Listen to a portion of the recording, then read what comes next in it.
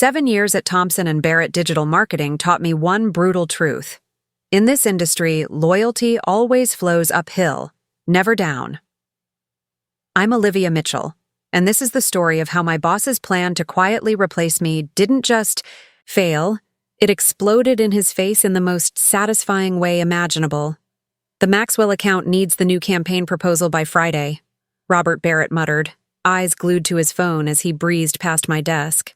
"And bring Jessica up to speed. She'll be taking point on client relations going forward." I looked up to see Jessica Stevens standing near the doorway, framed perfectly by the sleek glass walls of our open office.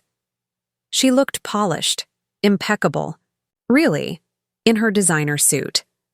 You could practically smell the ambition wafting off her. Fresh from her MBA program, she radiated the kind of confidence only someone who's never actually failed can project. Still wide-eyed, still green. "Of course, Robert," I said smoothly, careful to keep my tone neutral. "I'll make sure she's fully briefed on the Maxwell account." He finally looked at me then, briefly. "Good. The Maxwell Group is our biggest client. No room for missteps. Translation, don't mess this up." But what Robert didn't know, what he couldn't even imagine, was that I'd already seen the writing on the wall months ago. The signs were everywhere. Jessica's abrupt hiring. The way I was suddenly being left out of meetings I used to lead. The slow, quiet shuffling of titles and responsibilities.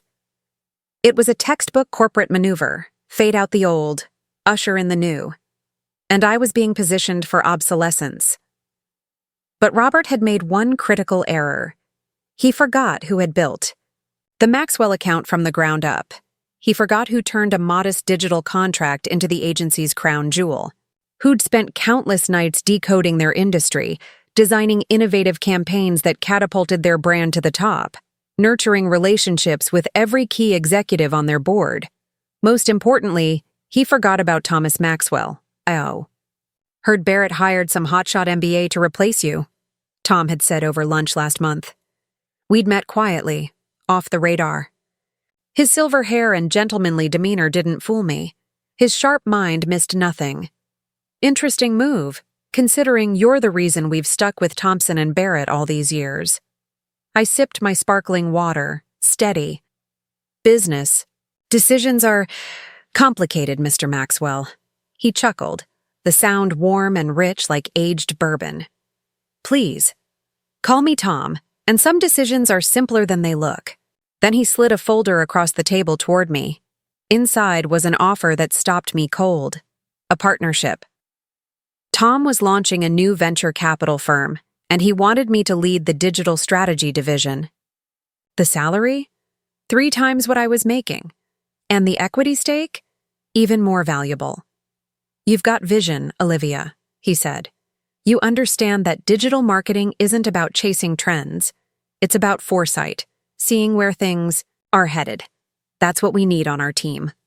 Now, back in the office, I watched as Jessica settled into the desk Robert had positioned right next to mine. Symbolic, strategic, probably smug. My gaze drifted to the locked drawer at my side. Inside it was another folder, one that held years of proprietary strategies I'd developed for the Maxwell account, all carefully documented, all created off the clock, all mine. "So," Jessica said brightly, snapping me back, "should we start with a basic overview of the account?" I smiled politely, remembering Robert's glowing introduction. Top MBA graduate with fresh ideas and bold thinking. He conveniently left out my own MBA, earned at night, while I worked full-time. Or the fact that I'd published peer-reviewed articles on digital innovation. Details, right? "Actually," I said, opening the Maxwell file, "let's begin with their market positioning. It's layered." For the next 4 hours, I took her through every data model, every strategy, every insight I'd crafted. Her eyes started to gloss over by hour 2. Robert had hired her to replace me. But what he failed to understand was that you can't substitute 7 years of deep expertise with 3 weeks of onboarding and a fancy degree. "This is a lot," Jessica finally admitted, blinking at a spreadsheet tracking campaign performance. Across 5 regions. How do you keep all this straight? Experience, I said simply. And an understanding that every data point tells a story if you know how to read it. My phone buzzed. A message from Tom. Board meeting tomorrow. 10:00 a.m. Everything in place? I glanced at Robert's office. He was probably in there, reviewing transition plans, crafting the narrative of my slow fade. What he didn't know was that he'd already lost control of it. Just remember, I told Jessica as she packed up for the day. Tomorrow's meeting with the Maxwell board is big. They'll want detailed answers. Real ones. She looked startled. Wait, I thought you were leading that? I shook my head, grabbing my bag. Oh no, Robert was very clear. You are point on client relations now. I'm just here to help. During the transition. As I headed out, Robert called after me. Everything set for tomorrow? I turned, offering my most professional smile. Absolutely. Jessica's fully prepped to present her understanding of the Maxwell account. He nodded, clearly pleased with how compliant I seemed. He didn't notice the bag on my shoulder or the folder inside it, the one with my partnership agreement, and the intellectual property he'd soon discover he no longer had access to. Tomorrow's meeting would change everything, just not in the way he thought. After all, as Tom liked to say, the smartest business moves are the ones your competitors never see coming, until it's far too late. The next morning, I stepped into the Maxwell. Group's headquarters, top floor downtown, sunlight bouncing off the glass conference room that overlooked half the city. It was 9:45 a.m. Jessica stood at the head of the long mahogany table, arranging presentation materials with a level of nervous energy that didn't match the poise she usually carried. Robert adjusted his tie for the 5th time, hovering like a general about to send his troops into battle. Remember, he murmured to Jessica, keep it surface level, high-level overview only. Olivia will handle any in-depth questions. I didn't respond. I didn't need to. Last night, Jessica had called me 3 times in a panic, trying to wrap her head around even the basics of the Maxwell account, the analytics, the strategic rollouts, the projections. None of it was sticking. At exactly 10:00 a.m., Tom Maxwell walked in, right on cue. Behind him came the board of directors and several members of his senior strategy team. I recognized a few faces, venture capital partners I'd met during those off-the-record lunches over the past month. The room came to life as they took their seats. Tom settled at the head of the table, folding his hands in front of him. Good morning, he began, voice calm but firm. Today we're reviewing our digital strategy and exploring where the Maxwell Group is headed next. His dewy eyes met mine for a brief second. Then he turned to Robert. I understand Thompson and Barrett has had some internal changes? Robert stepped forward, looking proud. Yes, Mr. Maxwell. We're excited to introduce Jessica Stevens. She'll be taking lead on your account moving forward. Jessica's just finished a top-tier MBA and brings a fresh perspective. Fascinating, Tom said flatly. Then his gaze slid back to me. And Olivia, what will your role be? Robert cleared his throat. Olivia will support Jessica through the transition, ensure continuity. She's stepping into a more background role. I see, Tom said, voice unreadable. Well then, Miss Stevens, please begin. I'm particularly curious to hear your insights on our emerging market strategy. Jessica stood, smoothed her skirt, smiled nervously. Thank you, Mr. Maxwell. I've put together an overview of your digital marketing framework, she began. What followed was a slow-motion collapse. Jessica launched into vague platitudes about brand resonance and consumer alignment, completely missing the nuance of Maxwell's position in the market. When the CFO asked about the ROI on their most recent regional campaign, she froze, completely blank. Robert tried to interject, eager to help, but Tom raised a hand. Actually, I'd prefer to hear Miss Stevens's thoughts. She is leading the account now, after all. The next 45 minutes were brutal. Every question from the board exposed another crack. Every answer from Jessica was hollow, unmoored from the data, the strategy, the real-world outcomes. I could see her struggling, flipping through notes, searching for numbers she didn't understand. Then came the real blow. "Let's talk about the Asian market expansion," one of the board members said. "Miss Stevens, could you walk us through the localization strategy Olivia developed last quarter?" Jessica's eyes widened. She looked down, flipped through. "Slides? The localization strategy?" "Yes," Tom said. "The one that increased our market share in Asia by 40% in under 3 months. You were briefed on that, right?" Silence. Robert's face had gone ashen. He knew that strategy had been mine, researched and modeled on my own time, based on proprietary tools I'd developed over years. "I have those numbers," I said smoothly, opening my laptop. "And something else I think the board might find relevant." I tapped a key. The wall-mounted display lit up with a slide titled, "Strategic Innovations, Authorship and Ownership." As I reviewed our campaign archive, I began, I realized many of our top-performing initiatives, including the Asian expansion, were based on methods I developed independently. Robert straightened in his chair, alarmed. "All work created for clients belongs to the agency. That's standard." "Actually," I said, turning the page of my presentation, "I've maintained careful logs, timestamps, locations, even source code repositories. These weren't developed at Thompson & Barrett. They were created on personal time, using personal resources." I reached into my briefcase and pulled out a folder. "Notarized. Reviewed by legal. These strategies are my intellectual property." For a moment, no one said a word. Tom leaned back in his chair, steepling his fingers. "Very thorough, Olivia. But why bring this up now?" I tapped again. The next slide compared the ROI of campaigns using my methods versus standard agency practices. The difference was dramatic, because the Maxwell Group deserves to know exactly what they're getting and what they're losing if they move forward without me. These strategies, these results, they're not part of Thompson & Barrett's toolkit. They're mine. Robert's mouth opened, but no sound came out.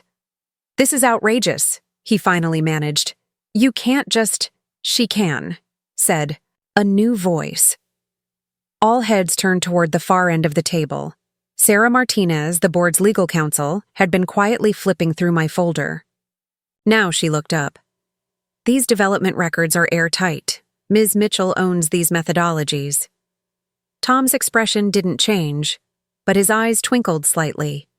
"In that case," he said, "we need to have a broader discussion. Not just about this account, but about our entire digital strategy going forward." Robert looked physically ill. He had built his agency's prestige around the Maxwell account. Without it, and without the IP behind its success, he'd be exposed. "Vulnerable, I think," Tom continued. "We'll take a short recess. Robert, Jessica, step outside, please.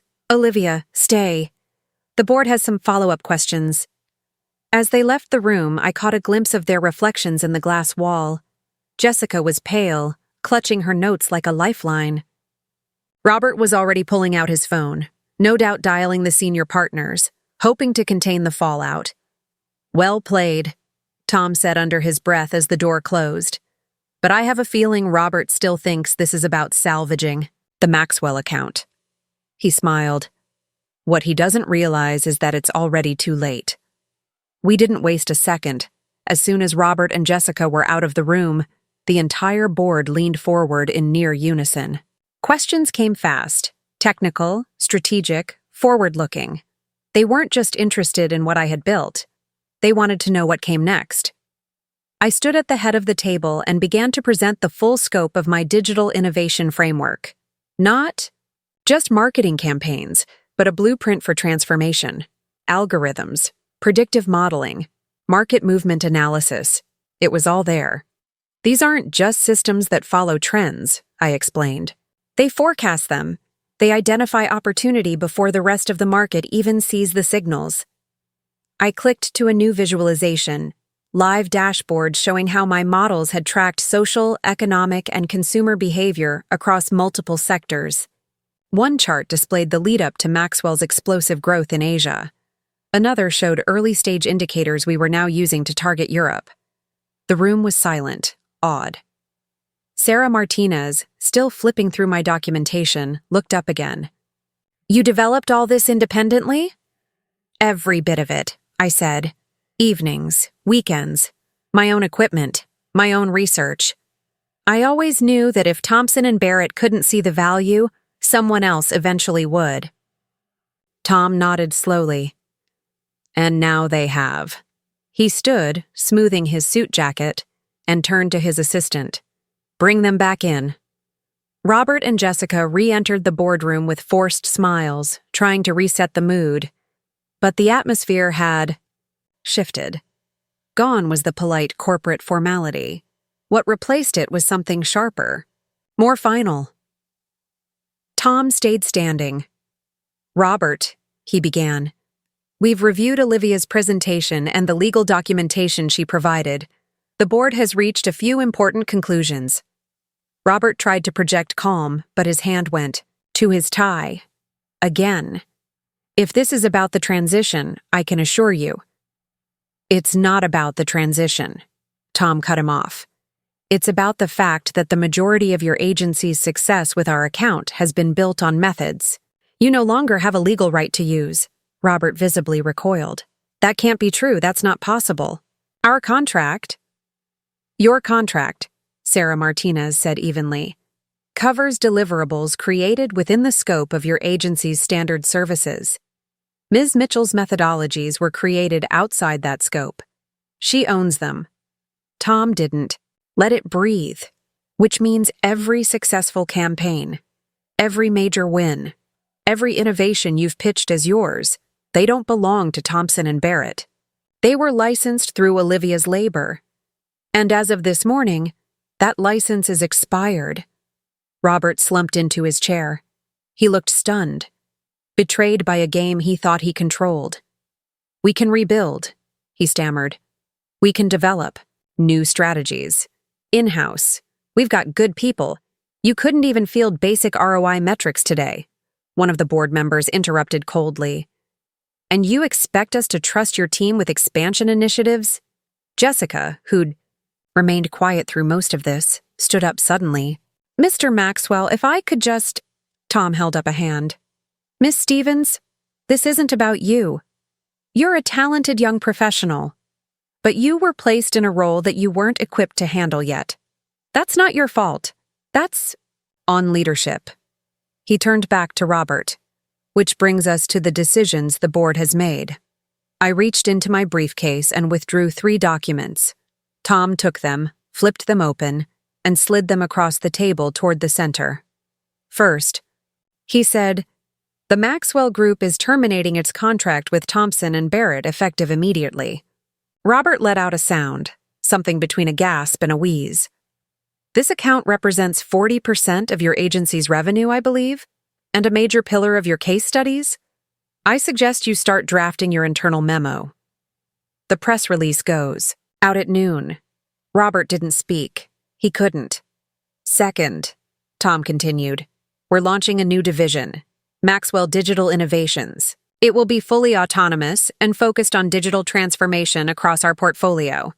He paused, letting that sink in. "Olivia will serve as executive director." There it was, the final nail in the coffin. "And third," I said, finally, addressing Robert directly, "I've prepared a complete inventory of every campaign and strategy that utilized my proprietary methods. You have 24 hours to cease using them, or face legal action." Robert looked gutted. "You can't. You're going to ruin us." I kept my tone professional. "I didn't start this, Robert. You tried to erase me, replace me, profit off my work without understanding the value of it. This is simply a correction," Sarah added. "Legally speaking, If you continue to use these strategies, you'll be in breach of IP law, and that includes retroactive damages. Tom stood again, signaling the end of the meeting. You have 2 hours before the media gets the story. I suggest you use that time wisely. Robert sat motionless. Jessica had already slipped out, probably updating her resume. I turned to Tom. Shall we go meet the new team? He nodded, smiling. As we walked out of the boardroom, I paused at the door. One last thing, I said to no one in particular. Those strategy docs Jessica was studying yesterday? They were decoys, simplified, stripped down. The real innovations never left my personal files. Robert didn't look up. His career was unraveling in real time. The weeks that followed were a blur of momentum. Maxwell Digital Innovations launched to immediate fanfare. Our announcement hit every major outlet. Clients lined up. Recruiters flooded. Our inboxes. Word spread fast. Within days, Thompson & Barrett lost not just us, but several other major accounts, all of which had unknowingly relied on my methodologies. Their reputation crumbled like a sandcastle at high tide. Their stock dropped 60% within the quarter. Robert resigned 3 days later, and Jessica? She landed at a smaller agency, probably wiser now, hopefully with better leadership. As for me? Finally built the kind of organization I'd dreamed about for years. A place where innovation was documented, shared, and protected. Where brilliant minds could collaborate without fear of being sidelined. Where value was measured by what we built, not by who took credit for it. 6 months later, I sat in my glass-walled corner office reviewing applications from across the globe. A message popped up from Tom. Heard Robert's trying to start? A consulting firm. Should we be worried? I smiled. No. He never understood the difference between taking credit and creating value. The culture we built at Maxwell Digital Innovations didn't just rise from the ashes of a failed agency. It was designed from day one to be everything Thompson & Barrett never was. Transparent, collaborative, protective of the people who actually did the work. By our 3rd month, we had already outgrown our initial office space. We doubled headcount. Talent from top firms and promising startups applied daily. People who were tired of politics and hungry for progress. We didn't hire for credentials alone. We hired for integrity, vision, and the ability to build together. One afternoon, a junior analyst knocked on my door. She looked nervous, holding a notepad. "Hey, Olivia," she said. "Can I ask you something?" "Of course," I replied, setting aside a report. "I've heard about everything that went down at your last agency," she said hesitantly. "How do we make sure that doesn't happen here? Like, how do you protect your work? Your ideas?" It was a good question.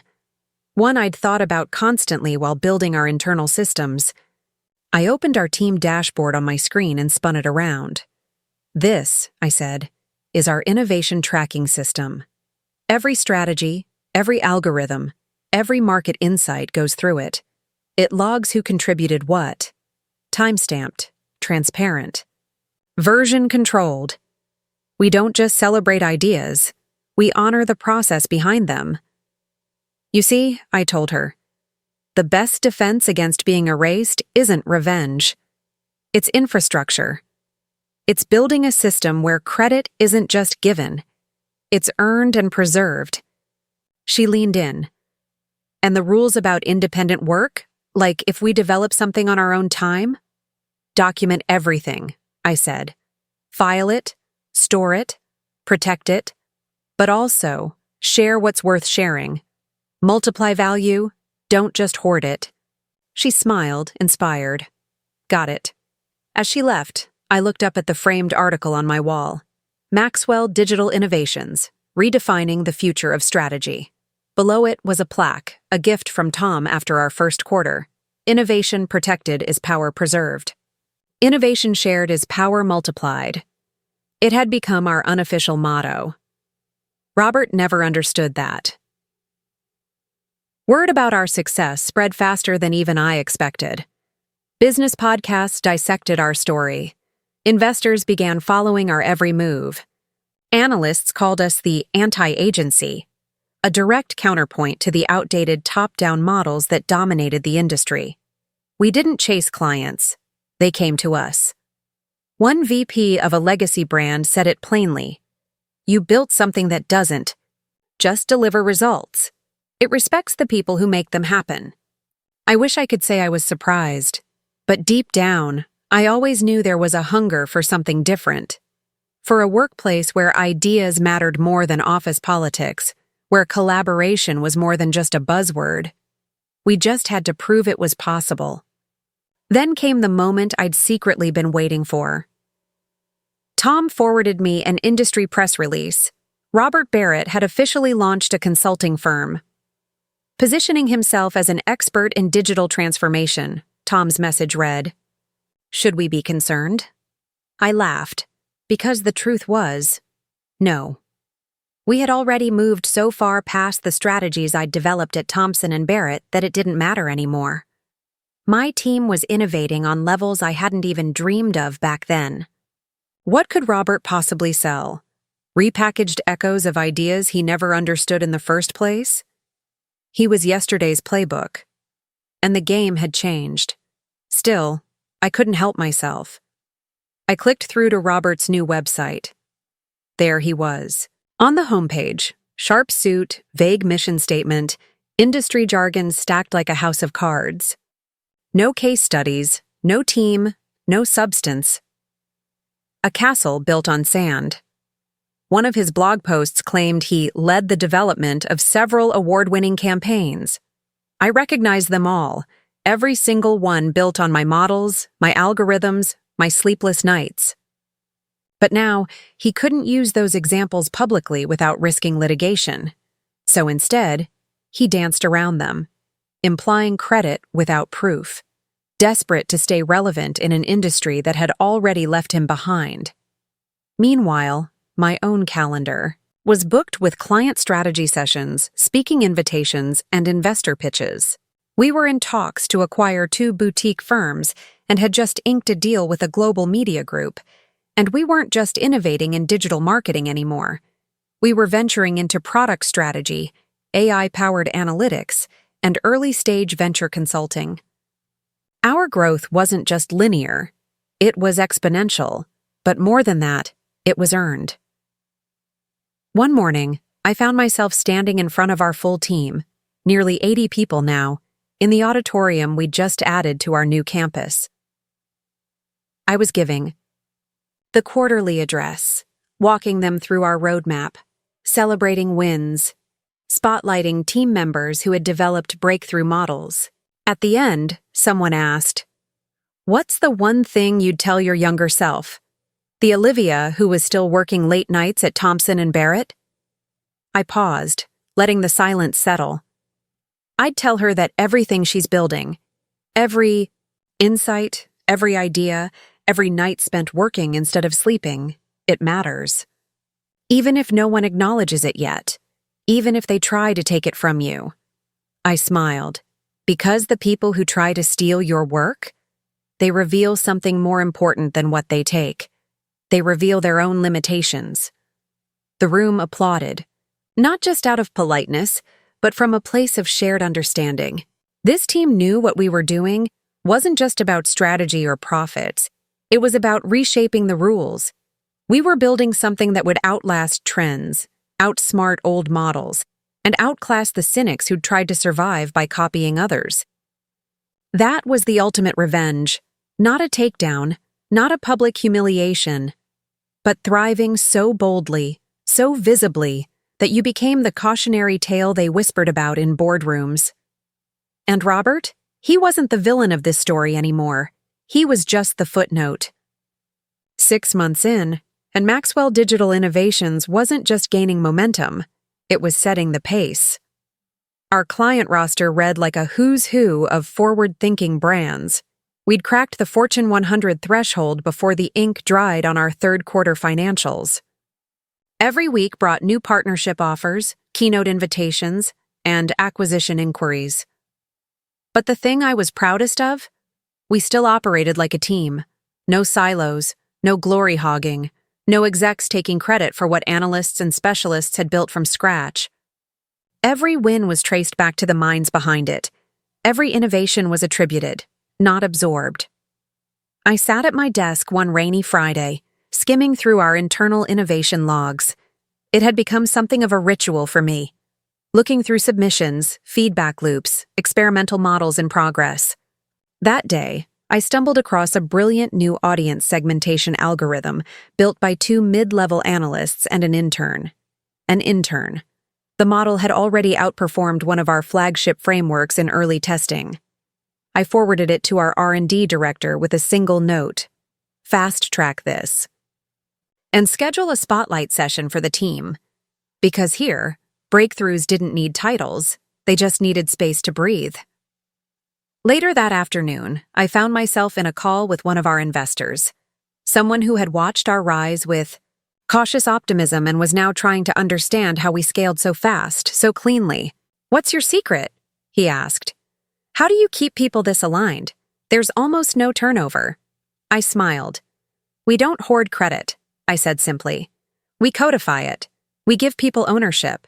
And we don't punish them for thinking big." He paused. "That's rare."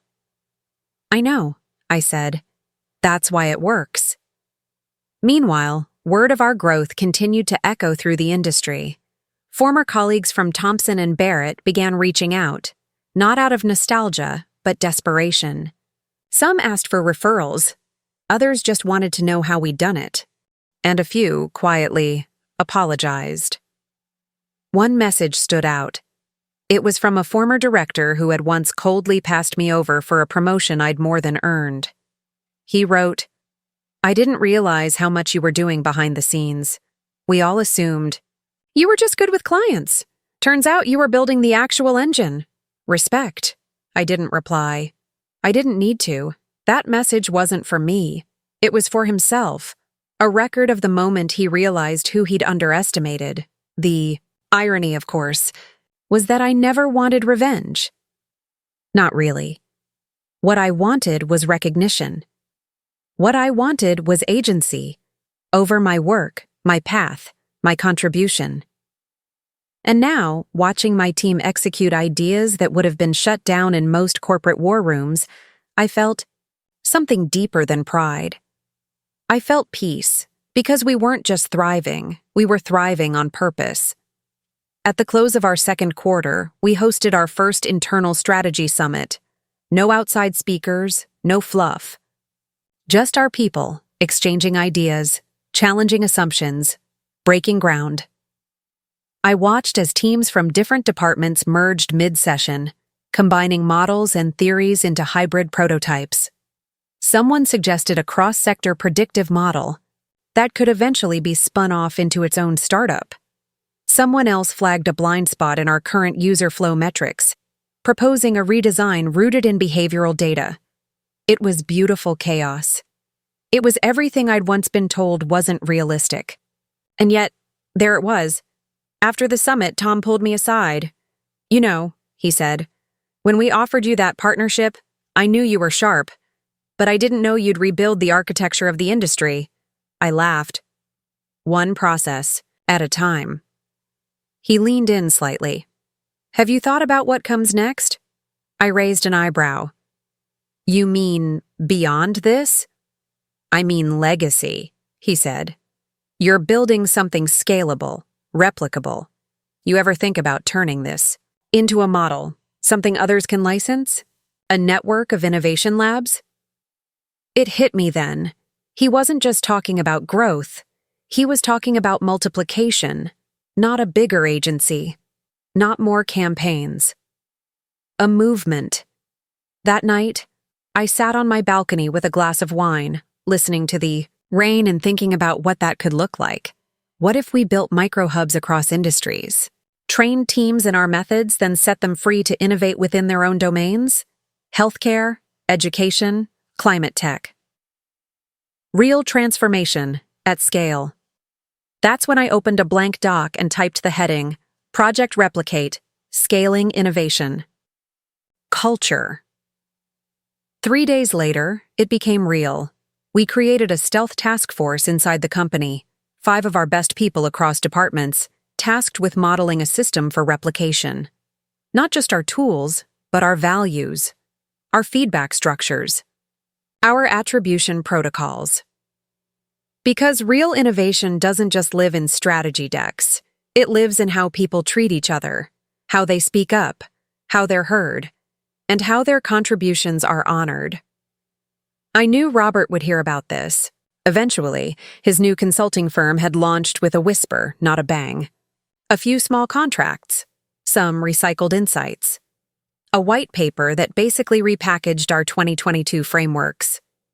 He was trying, but his era had ended, and not with scandal or lawsuits or drama.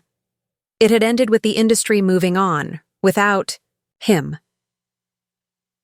A week later, I got a short email from a journalist I knew well, working on a feature about new digital powerhouses. "You're on the shortlist. Want a comment?" I typed back one sentence. Only if the story's about the team, not the CEO.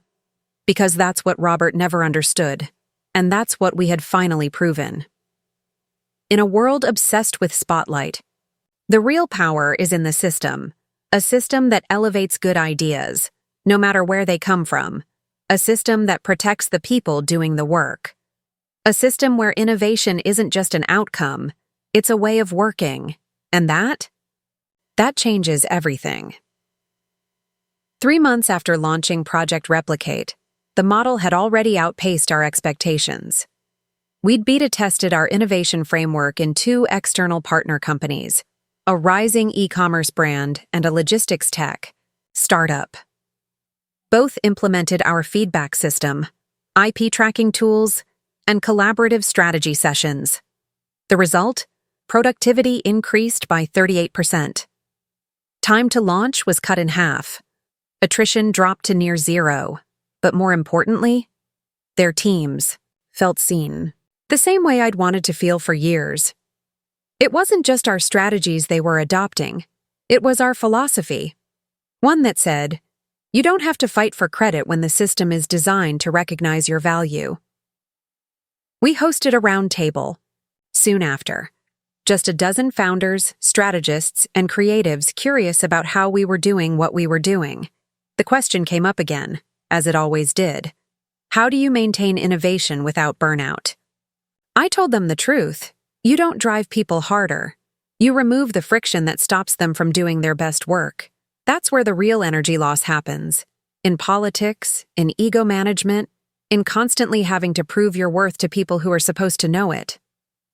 A few of them nodded quietly. They knew exactly what I meant. They were still in it. After the session, one of the attendees, a product director from a major tech firm, pulled me aside. "Do you ever think," she asked, "about what would have happened if Robert hadn't tried to push you out?" It was a question I hadn't let myself consider in a long time. What if I'd stayed? What if he'd simply recognized my value? Promoted me? What if none of this had ever happened? I thought for a moment. Then I shook my head. If he hadn't tried to erase me, I said, I would have kept shrinking myself to stay safe. I would have kept waiting for recognition that was never coming. I looked around at our office, humming with quiet brilliance. So no, I don't regret how it played out. I regret that it took betrayal to finally wake me up. And yet, sometimes the universe has a sense of humor. A week later, I got an unexpected call from a familiar number. Robert. I let it go to voicemail. Then curiosity got the better of me, and I listened to it later that night. Olivia. It's Robert. I've been watching what you're building. It's impressive, really. Listen, I have a client who's looking for a digital transformation partner and, well, they asked if I could bring someone in to co-lead the project. Your name came up. A pause. If you're open to it, maybe we could talk. I almost laughed. There it was again. The same tone. The same attempt to frame things like he was being generous, as if nothing had happened. as if we'd just start over. I didn't call him back. Instead, I forwarded the voicemail to Tom with a single-line message. "You were right. Some lessons take longer to land," he replied 2 minutes later. "And some bridges deserve to stay burned." But something about the whole thing nagged at me. Not anger, not spite, just realization. Robert was still stuck in the old model, the one where leadership meant control, not elevation, where power came from holding things back, not pushing others forward. He was trying to stay relevant by borrowing language he didn't believe in. Digital transformation, collaborative leadership, innovation culture. But they were just buzzwords to him. To us, they were practice, lived daily, measured weekly, improved constantly. And no matter how many white papers he published or events he attended, he'd never catch up. Not because he wasn't capable, but because he couldn't let go of the old story. Meanwhile, ours was still being written.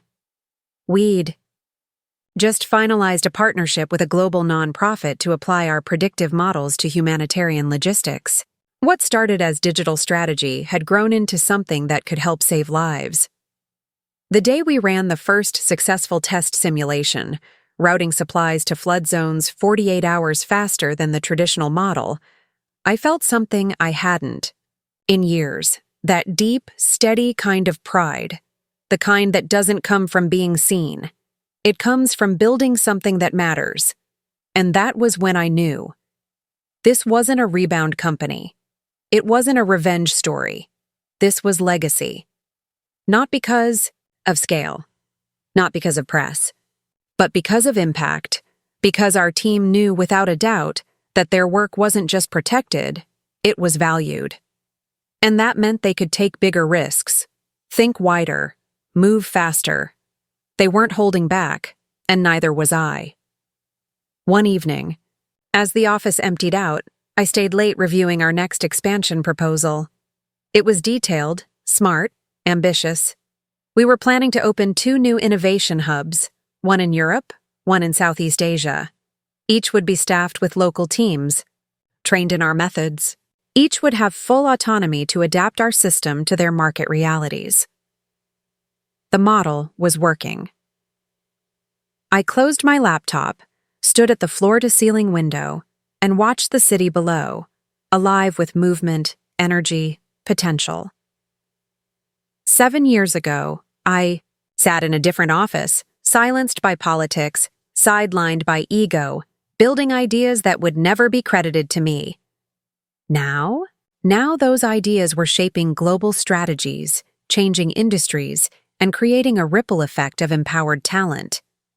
I thought back to something Tom had said months ago. The best business decisions are the ones your competition doesn't even realize were made until the consequences are too big to ignore. Robert never saw this coming, because he thought firing me was the move. He didn't realize that pushing me out wasn't the end of anything. It was the beginning, the start of a movement, one that couldn't be stopped, one built not on spite, but on clarity. Our Southeast Asia hub launched on a Tuesday morning with little fanfare and massive significance. It was the first of our international expansion efforts where I wasn't directly involved in the day-to-day build-out. And that was by design. Because this phase, it wasn't about me anymore. It was about the system, the culture. The method we'd proven could work anywhere, with anyone, so long as it was built on trust, transparency, and innovation that served real needs.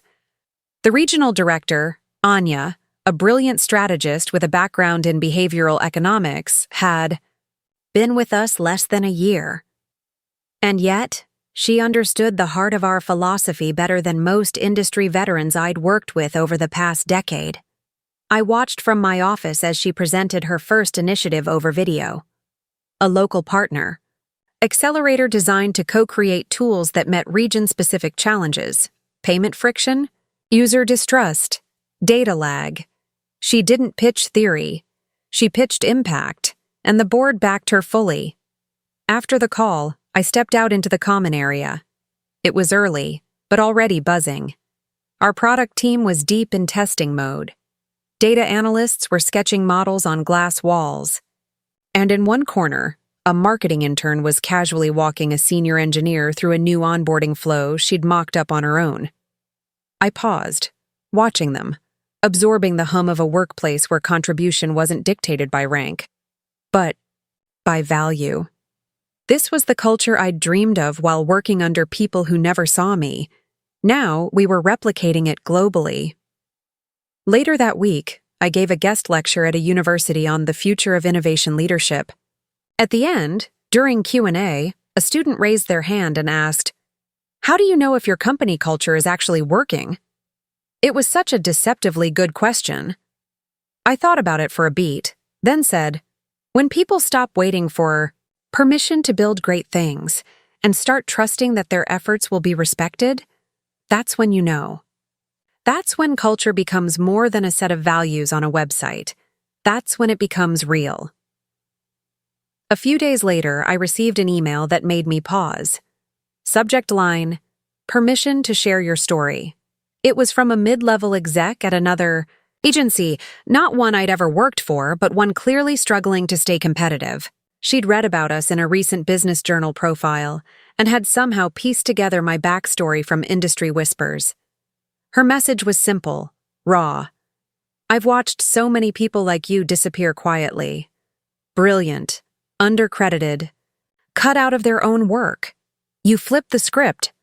Would you ever consider letting us tell that story, anonymously or otherwise? Our industry needs to hear it." It hit me harder than I expected, because she was right. I had disappeared for a while, not literally, but creatively, energetically. I had muted myself for years to survive. Now my story wasn't just mine anymore. It was becoming a blueprint. That night, I sat in my apartment, rereading the message. I thought about all the times I'd downplayed my contributions, all the strategies I'd let someone else present, all the meetings where I'd done the work but watched someone else collect the credit. And I realized, if we don't share how it really happens, we just keep repeating it. The cycle stays intact. The next Olivia doesn't see a path out, so I wrote back. "Tell it. Use my name.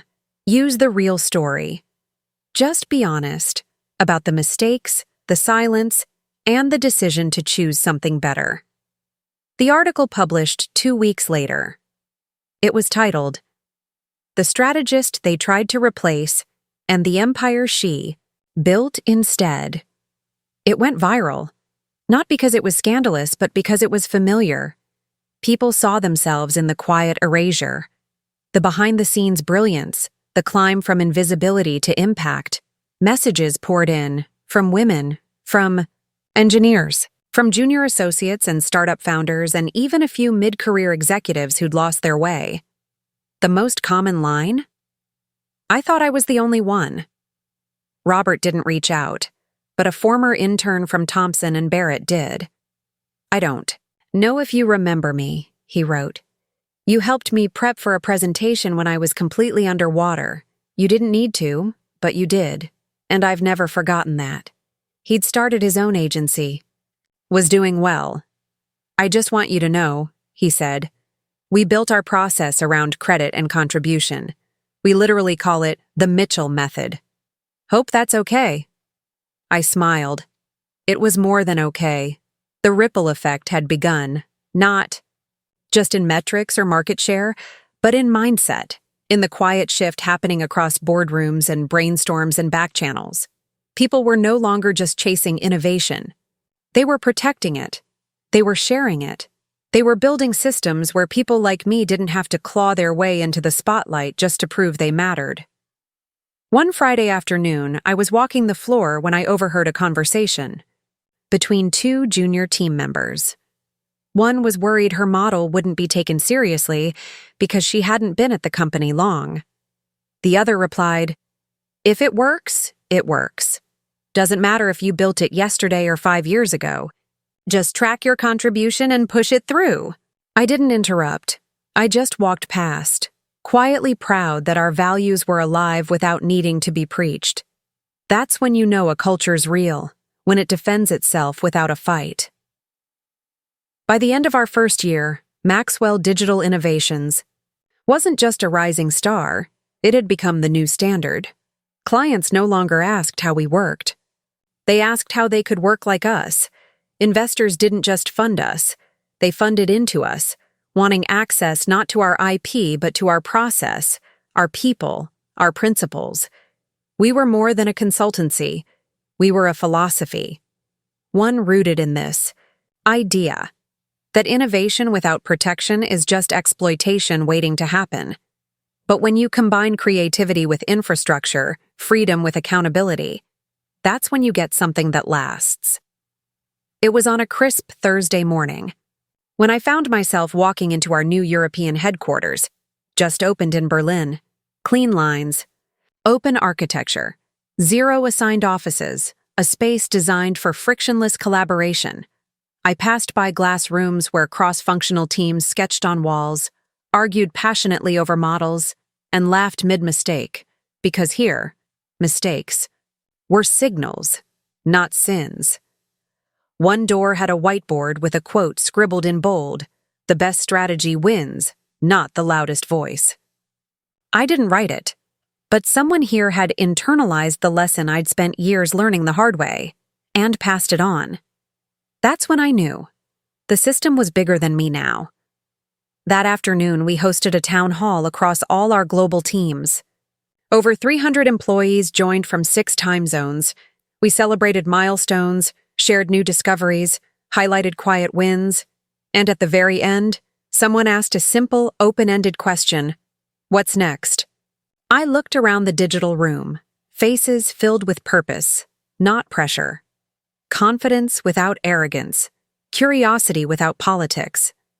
"What's next?" I said, "is whatever you build. Because I'm not interested in becoming the face of innovation." I smiled. "I'm interested in becoming obsolete." There was a pause, then applause. Because they understood what I meant. When a leader creates a system so strong that it no longer needs them to hold it up, that's not failure. That's success. A week later, a framed article arrived in the mail from a global business magazine. On the cover, our team gathered in front of the new campus. The headline read, "The House That Attribution Built." Inside, an editorial line stood out. While most companies ask how to protect innovation from competitors, Maxwell Digital Innovations asked how to protect it from erasure. The result is not just a new model for marketing, it's a new model for leadership. They got it. Finally, the world understood what we were really doing here. I had the plaque mounted in the main hallway of our flagship office. Not in my office, not in the boardroom, in the hallway, where everyone could walk by and see what they'd built. A few weeks later, I received a message from one of our newer engineers. It was short, just, "Thank you for building a place where I don't have to fight to be visible." I stared at that message longer than I expected, because that was it. That was the win. That was the legacy. And Robert? He'd faded into the periphery. I saw a short write-up about him in a trade publication. His consulting firm had folded. Something about over-promising, under-delivering, clients moving on, strategy misalignment, no scandals. No meltdowns, just irrelevance, the kind of ending that doesn't make headlines, just a footnote. He tried to take credit for other people's work, and when that stopped being possible, he ran out of leverage. Because, as it turns out, without the people who actually build the future, you have nothing left to sell. On our company's 2nd anniversary, we hosted a global gathering, our first real celebration since launch. No panels. No pitch decks, just people. At one point during the night, someone raised a toast in my honor. I waved it off, pointing back to the team. But Tom caught my eye from across the room, raised his glass quietly, and mouthed the words, "Checkmate." Later, I returned to my office, quiet now after the party, and looked at the final item I'd kept from my Thompson & Barrett days. It was the leather-bound folder. The one with all the original strategy documents, the ones that changed my life. I opened it one last time, not out of nostalgia, but as a reminder of where I started, of how close I came to letting it all go, of the exact moment I decided that no one would write my legacy for me. I closed it, locked it away, and turned toward the whiteboard by my desk, already filled with notes for the next wave of innovation. Because the story wasn't over, it was just evolving, and in the world we were building, together, there would be no more silent architects, no more stolen blueprints, no more invisible brilliance, only bold, collaborative, protected creation. The kind that doesn't just shape industries, the kind that rewrites them,